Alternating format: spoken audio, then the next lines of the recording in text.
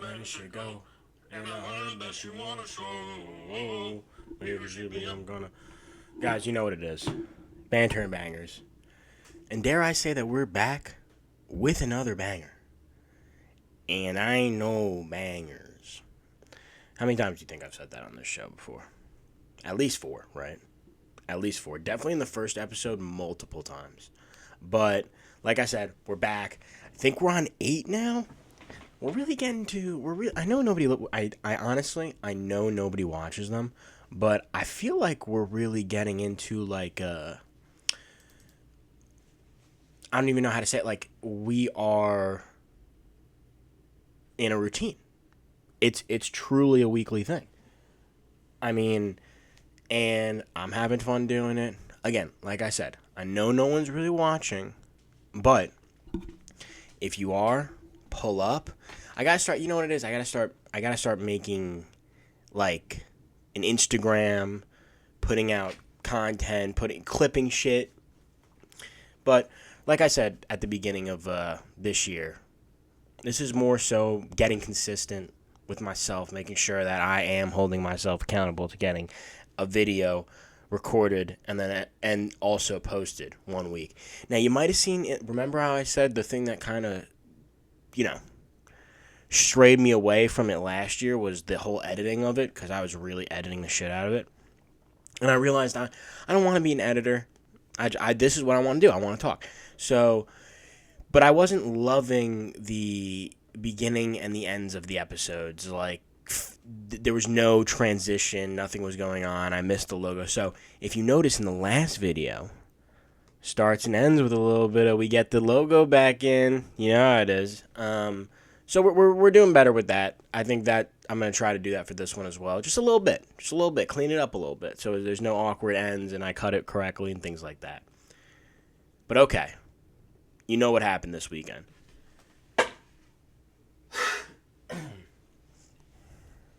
We had a lot of good combat sports this weekend. I want to start out with something that I didn't watch, but I think was probably one of the most viral on the social medias, probably the most viral, and that was the RAF card. Now, in case you're not aware, it is Wednesday, April 1st, April Fool's Day, and Armin did post an April Fool's post about him fighting Ilya at the White House just in case he's injured. That. Great post, hilarious. Knew it was an April Fool's when I saw it. It was earlier this morning. But then Raph posts that he's going to be taking on the California Kid in his next RAF. The dude with the chin. That was on the Ultimate Fighter against Conor McGregor. Now let me see I'm blanking on his name. It's pretty embarrassing actually. Uriah Faber. Jesus Christ, that's bad. But so that's exciting, but that's coming off his win against Giorgio something, the guy the influencer who kind of had a little fight with Armin. Armin took a little cheap shot at him after the bell in the last RAF. Armin won, settled, flipped him over, air Armin. It was sick. In the main event, Colby Covington, a wrestler, versus Dylan Dennis. More so jiu-jitsu, grappling. I didn't even really see clips of that, I won't lie. But I'm told Colby Covington won pretty, it's wrestling. It's his world, so I'm told he won pretty, not easily, but I heard Dylan actually did better than people thought. Armin was saying that on Ariel's show, so props to those guys. Again, a lot of content. They had a bunch of, a lot of like viral content. They had a bunch of wrestlers, real wrestlers on the card as well, Olympians, national champions, things like that. So it's pretty crazy what they're doing. I'm now realizing that I didn't even introduce the jersey today. Again, we're sticking with Arsenal until we win the title, please. This is a Bukayo Saka. This is the home kit from a year or two ago. So apologize about that. We'll actually get into soccer a little bit at the end of the show, but I know people come here, the meats and the potatoes, and that's the combat sports. So, RAF, a success. Looks like they're going to keep killing it. I mean, Armin's super popular. He's super viral. And if they keep getting him to headline shit, it's like they're going to keep getting views. They're going to keep making money. And Fox Nation, who broadcasts them, is going to love them. But that takes me to, again, wrestling. We cover all combat sports. I'm not up to date on what's going on in WWE, really. You know, Roman and CM Punk still beefing. Looks like Finn and Dom Mysterio. I like Finn Balor. I think he's a beast. Like, is that not a shared opinion? I feel like now he's gaining traction, but I don't know. I'd love to see him get a belt or something. That'd be sick. When he lost CM Punk, I knew it was going to happen, but how sweet would that have been?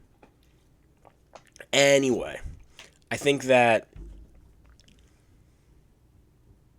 wrestling, as far as WWE and RAF, obviously completely two different things, but WWE kind of losing a little bit of traction this year, I felt like, and RAF just doing unbelievable this year. So hopefully they keep it up. Hopefully WWE steps it up a little bit. We got to see the Tribal Chief back. I digress. Now let's get into MMA. Actually, no. Quick segue. Quick side quest, I should say. Let's talk a little boxing. Now, I don't know how many of you come here for for anything but MMA. Not a lot of you come here anyway. But one thing we do have to talk about is Moses freaking fucking ITAUMA. This dude is a savage. It's insane how easily he knocks people out. And he even said on Ariel's show that he gave...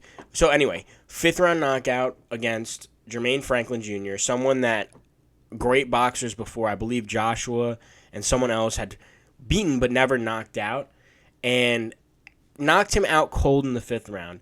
And on Ariel's show, he even said that he was a little scared because Jermaine was taking his best shots. So he thought he had to, be a little bit more patient because he didn't know when he'd be able to knock this guy out. He's used to knocking everybody out in the 1st round. Took him to the 5th.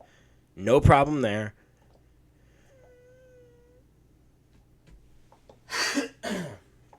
I am super impressed by Moses ITAUMA. It's just insane how fast he is for a heavyweight. If you hadn't watched him before, look up the clips. Again, they're very quick because usually his fights only last 1 round. Get on this hype train. He's going to be heavyweight champion. He's only 21. He's extremely mature. He's a beast. And he's just so fucking fast for someone that size. It's crazy. But again, I had to shout out Moses. That's the quick boxing side quest. Now we'll jump in to the first MMA event of the day this past Saturday. And that's the Seattle card. And ladies and gentlemen, that card was a fucking banger. The lineup was exciting-ish off rip, like when we just saw it, but the fights just were unbelievable. And so I'll go through the results, and I won't talk about every single one. But first fight of the night was a decision, and then the Ricky Simone Yanez fight draw weird. So it starts out weird, but then Navajo Sterling KO. Then we got Casey O'Neill KO round 1, King Casey back. Then we got that weird decision with the heavyweight fights, but whatever, goofy heavyweight fight. Chase Hooper gets knocked out in the 1st round. I'm never confident on Chase. I don't know. Like I can't. Remember. Then we have possibly the fight of the year, even though a little upsetting with the fence grab by Masayev, kind of fucks over Ignacio Bahamondes. But they go to decision in one of like the bloodiest fights I've ever seen, and it definitely a fight of the year contender. Sorry, my dog's going crazy back here. But that capped off the prelims. Like, again, one of the best fights ever, even though it was a decision. And now let's go to the main card. And again, I'll get into the main card a little bit more specific. But just to go through the results real quick. 1st round finish for Terrence McKinney over Kyle Nelson, of course. Belgravsky I can't Bilguri, I don't know, but he's a tall, lanky, solid fucking striker, and he just pieced up Abdul Malik until he knocked him out in the third round. Honestly, could have stopped the fight in the second round. He was getting his ass fucking beat the whole time. It was an impressive performance. But again, so that's off rip. First two fights, 2 knockouts, right? Oh, what happens in Laren Douglas versus Julian Rosa? Julian Rosa gets knocked out in the first round. And then we have the hometown hero, Michael Chiesa. He comes out, chokes out Nico Price in 1 minute in the first round.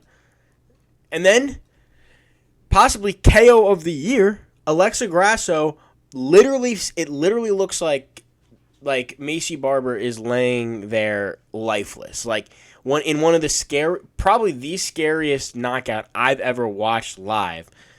That, and like, I don't know, she just was eyes open, laying down, not moving for so long after moving originally, getting up and trying to take down Beltran. So Alexa Grasso pieces her up, knocks her out basically twice on the feet. Macy Barber split. She's out cold. Alexa Grasso, fastest rear naked choke lockup you've ever seen in your life. I was bugging out. It was fucking nuts. And then again, Macy Barber, scary. Good to see her. She's doing well. She posted an Instagram video, kind of going through everything that happened. But Jesus Christ. So again, now we're at 4 finishes, 3 knockouts, 1 chokeout. Because I'm counting that as a knockout for Alexa Grasso. She knocked her out twice, and the only reason she really got the choke, she was out already. That's what I'm saying. And then in the main event, pour one out for our boy, Israel Adesanya. He unfortunately gets KO'd by Joe Pyfer in the second round. But that's 5 finishes on a 5-fight main card. 5 finishes on a 5-fight main card. Are we back? Are we fucking back? It feels like we're back. That's all I can say. That's all I can say at the moment, is it feels like we're back. Now, I feel as though we not only are back, but Israel Adesanya is unfortunately not back. It's tough to watch Izzy go out there like that and go out of the cage like that. It's so scary watching because it feels like he's 1 punch away from getting knocked out at any moment. And, I mean, as soon as he lost, I texted my friend. I said he should just go make his bread and box. You know what I mean? Go make his bread, box. He's a popular dude. Everybody loves him. He's, he's possibly the greatest middleweight in UFC history, in MMA history. It's just tough to see. Like, hopefully, I think, I don't know if it was Ben Folks or Pete C, but one of them was talking about, like, that style. It's just, once you're not, like, when you're making, at first you're a ninja. You're making everybody miss. You're faster than everyone. But once you get a little older and you lose a little bit of that step, those punches that were just missing you, they're fucking cracking you now. You know what I mean? You play that dangerous game for so long, but eventually Father Time catches up, and it's like, you're going to get caught. You're going to get caught. And these dudes hit like trucks. Joe Pyfer looked fucking huge in there. And when it came down to it, he was able to flatten Izzy out and pound him, pause. But that's what it looked like. It looked bad. It looked like Izzy was getting manhandled for a little bit. I texted my friend, they're going to meme this. Somebody's going to meme this. Now, I won't. Because I like Izzy. I loved Izzy. Like, I still do. Him, Kamaru, Volk, that era. 3 dominant champions, but not only dominant, so active. I don't know if that's ever going to really happen again, but yeah, I don't know where Izzy goes from here. It's tough. Someone mentioned the MVP fight. I don't hate that. I think he loses that. I don't think he can deal with MVP. It would just be the weirdest fucking fight ever. I don't know what would happen. 2 counter strikers waiting to counter each other, and nothing ever happens. That's what MVP's last fight looked like. But man, it's really the end of an era with Izzy going out like that. Kamaru damn near isn't even in the UFC anymore. He barely fights, and shocker, Volk's a champ still. Volk's the man. But again, sad to see Izzy go out like that. I gave my 2 cents on the Alexa Grasso, Macy Barber thing. I honestly thought this was Macy's time. I thought she was finally going to get hers back because they had fought before, and Alexa Grasso won that time too. I thought she was going to get hers back, finally get into the title contention, get her shot, and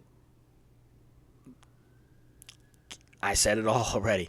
Probably one of the craziest finishes I've ever seen. Maybe the craziest finish I've ever seen. Definitely live. Like, top 2 live. And then just for sure. And then maybe ever. Like, it was terrifying. Oh, my God. It was so bad. But it was sick. You know, it's art, what these people do. That is all technique. And then the last fight I'm really going to get into on this main card is going, because like I said, Abdul Malik, he basically just got pieced up all the time. And then the Julian Rosa, didn't know much about them coming in. But the hometown hero, Michael Chiesa. Now, I thought Michael was definitely going to win, but he was favored so much on the money line. It was crazy. Submission, that's his game, so he was always going to try and take the fight to the ground. And it looked easy for him. He got to celebrate with his wife. Family came in the cage. They played him this massive package, and you know his relationship with the UFC is incredible, right? He was never a champion, but he's an OG. He's an analyst with them. He works for them, so you know I think they treated him really, really nicely, and it was nice to see that. And he got the fairy tale ending, but he did that. He got the submission. He earned that. They would have played the shit no matter what, I'm sure.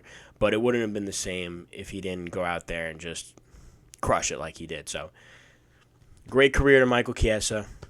And I really like him as a person when he's on Arrow's show, when he's on the desks at Paramount now for the UFC. But excited to see what ends up happening, you know. Maybe I don't know if he wants to be a play-by-play or a color commentator or that type of thing one day, but let's see if he just sticks to like analyst work, or maybe he works his way on the desk. Who knows? But, you know, he's got a good career ahead of him, and he seems like a good guy, so happy to see that happen for him. And then the last combat sport of the weekend, of the night, was PFL. And I feel like I actually do talk about PFL a decent amount. One, because I enjoy gambling on it, because I feel like it is kind of easy most of the time. Of course, this was not one of those times. But also, I want to support the other league, the other global fight league, because I want there to be options for the UFC fighters. I listen to Ariel all the time. You guys know that, and he always preaches about that. You know, obviously competition is better for the fighters because they can go get a deal somewhere else besides the UFC. The UFC doesn't just have all the bargaining power. But I also think that recently the PFL cards have been great. Not the whole card. I don't know a lot of the people on the card, but at least like when you're getting to the main card in the last 2 or 3 events, and that's what we had this past weekend at Pittsburgh in America. Smaller arena. It was nice to see. They filled that out, and it was loud and stuff. But the last 2 fights of the night, first was Impa Kasanganay versus Dalton Rasta. And then the main event, Johnny Eblen versus Brian Battle. I believe this was Brian Battle's debut in the PFL. So, going against Johnny Eblen, that's pretty brutal. That was the main event. As I figured, Johnny took him down, choked him out. And now Johnny has to go compete for the title. He has to compete against Van Steenis for the title because he needs to get his belt back. You know, he dominated Van Steenis for 4 rounds, and then Van Steenis got a nice choke, but I think Johnny deserves his chance, even though not that Brian Battle isn't a great win, but obviously debutant, but former UFC guy, won in dirty boxing. people like Brian Battle. People put respect on Brian Battle's name. So and he made quick work of him. So I think that he's going to get the next shot. Like I said, I pretty much figured and knew that was going to happen. Co-main event. Don Rasta, what are you doing? He had Impa Kasanganay stumbling, falling. It looked good. And then Impa just put him the fuck out. And kind of like Chiesa, Rasta is from Pittsburgh. He was the hometown boy. Now, obviously, he wasn't going for a retirement or anything like that, but he had all of his friends, all of his family there. It's like, you want to win that fight, obviously. I bet on him because, one, I fade Impa in big fights ever since. Like, he lost me money once, and I faded him another time once. So I just have been doing that. I don't know. Dalton's younger. I thought it was his time. He's at home. Brutal. And he had him on the ropes, like I'm saying. He had Impa on the ropes. But alas, that parlay held. Can I be honest with you guys? It lost with Macy Barber anyway. So I wasn't in Oracle this weekend for you MMA. That's on me. You can't do it every weekend, guys. You can't do it every weekend. But I think that pretty much wraps up. I know this was kind of a quicker episode. That kind of wraps up the combat sports. I do want to talk about soccer real quick. We're in the international break. Like I said, Arsenal jerseys till we win the league. I don't know if I'm going to run out.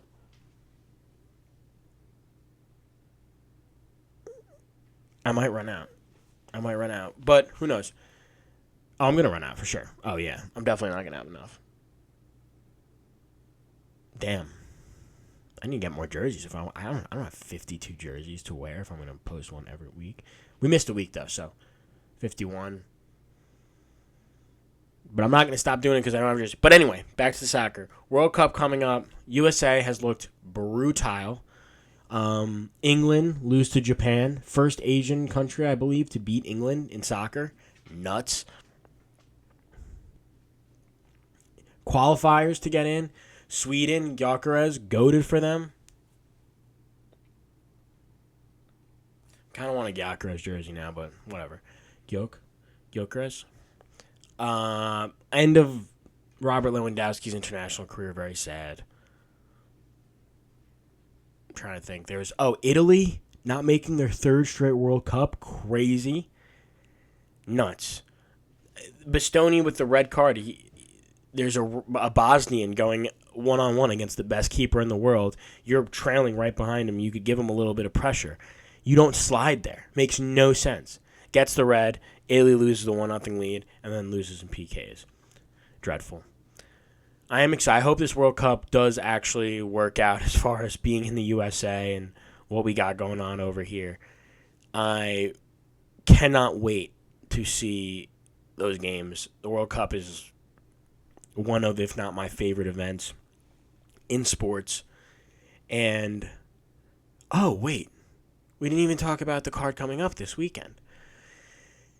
And we're barely gonna. Because the card coming up this weekend is trash. It's honestly trash. And I know Dana always says you gotta have the fights play out first, but it's literal garbage. That's why we're not gonna talk about it. We're not going to talk about it. Renato Moicano, good luck against Chris Duncan. Fucked up. That's the main event. None of the other fights matter. That fight doesn't even matter either. None of the other fights matter. But, like I said, a little quicker of an episode today, even though it's mostly because we don't really got shit coming up. You know what I mean? I'm not going to pretend to be excited about this card that sucks. I'll tell you. But like I said, last week, banger card. Let's keep in mind that we're always going to have some of these shit cards that just happens, but let's hope for the ones that we anticipate being good. We are back because that was a good sign. Can't wish for anything more. But that was another edition of Banter and Bangers, episode 8, I believe. Check me out next week. We're not going to have much to talk about that shit card, but maybe I'll just post up, talk about more sports. Maybe I'll wait a week. Who knows? I like to keep you guys on your toes. We out. Thank you so much.